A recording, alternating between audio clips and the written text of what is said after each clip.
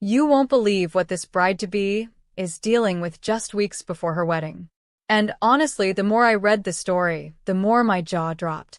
So this comes from Reddit's relationship advice community, and it was posted by a 34-year-old woman who is engaged to her 38-year-old fiancé. They're in the middle of planning their wedding, which should be one of the most exciting times of their lives. But instead of enjoying the process, she's finding herself constantly competing for her own fiancé's attention, and the person she's competing with? His groomswoman. Let me set the scene. The fiancé has a female friend, 37 years old, who he's been close with since university. He describes her as one of the most cherished people in his life. He even calls her and her family his family. And he insists, absolutely insists, that nothing romantic has ever happened between them. Okay, fine. Plenty of people have close platonic friendships. That alone isn't the red flag here. The red flags come pretty quickly after that. So here's the first one. The couple decides they're going to pay for the bridesmaids' dresses and the groomswoman's dress out of their own pocket. They also agreed that everyone would wear the same style for uniformity, which is completely reasonable. The fiancé asks his bride to coordinate with the groomswoman directly. Normal enough, right? Except when she reaches out, the groomswoman isn't happy with the dress choice and starts pushing a bunch of alternatives. They're paying for the dress. Let that sink in. And this woman is rejecting the choice and suggesting other options. Now, did the fiancé step in to back up their joint decision? Did he say, "Hey, we already talked about this, let's keep it consistent"? No. He stayed silent. He watched his bride have to defend a decision they made together, completely on her own. Now here's where it starts to get really uncomfortable. At their engagement party, the fiancé didn't go to his future wife to brainstorm ideas for games and activities. He went to her, the groomswoman, at their engagement party. That's the kind of thing you do with your partner. The person you're celebrating with. The person the party is literally for. But wait, there's more. Originally, the fiancé told his bride that the groomswoman would handle her own hair and makeup for the wedding. Fine. She's an adult. But the moment the groomswoman mentioned that she might need some help with it, he immediately jumped into action and started arranging it for her. No hesitation. No conversation with his fiancée first. Just done. Sorted. Taken care of. And this is someone who couldn't be bothered to say a single word when that same woman was pushing back on their dress decision. It gets worse. The fiancé strongly insisted that the groomswoman should give a speech at the wedding.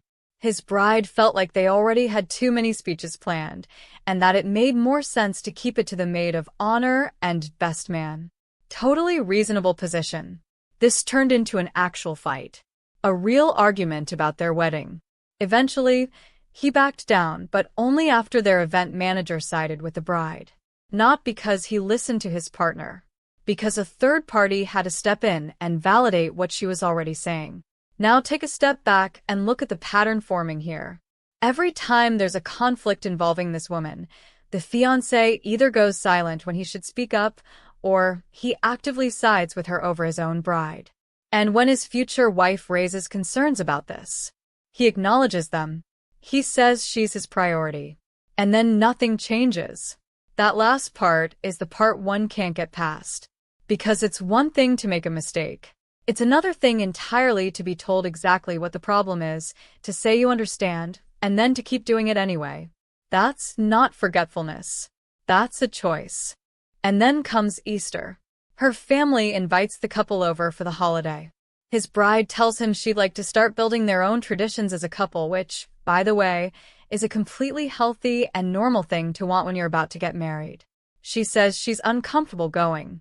So what does he do? He goes anyway. Alone. To spend Easter with another woman's family instead of staying home with his fiancée. Let me read you exactly how she ends her post, because I think it speaks volumes. She says she's feeling worn down and questioning things more seriously than she expected. She's even started wondering whether calling off the wedding is something she needs to consider if this dynamic doesn't change. And she asks, does this situation warrant that level of concern? I'll tell you what I think. The issue here isn't really the groomswoman. I know that might sound surprising, but follow me for a second. The groomswoman is doing what she's doing because she's allowed to. Because there are no consequences. Because every time there's a test, the fiancé fails it. He fails to back up his partner. He fails to set boundaries. He fails to follow through on what he says in private. The groomswoman isn't the problem. The fiancé's behavior is the problem. He is choosing repeatedly and consistently to prioritize someone else's comfort over his future wife's. And here's the thing about that. You can talk to your partner 100 times. You can be patient and kind and give every benefit of the doubt. But if the behavior doesn't change after multiple honest conversations, you have to start asking yourself a hard question.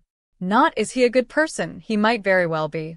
The question is he ready to be a husband? Because being a husband means your partner comes first. Not sometimes. Not when it's convenient. First. She is standing on the outside of her own wedding, looking in. And he put her there.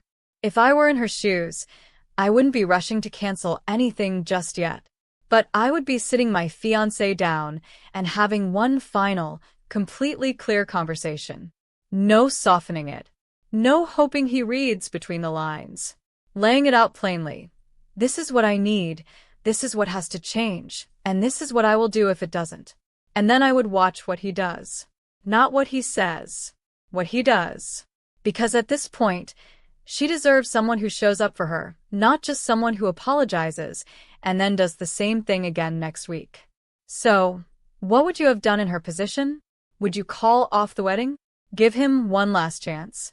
Or something else entirely? Drop a comment below. I genuinely want to know what you think. And if you felt something while listening to this story, there are plenty more where that came from. Subscribe so you never miss one.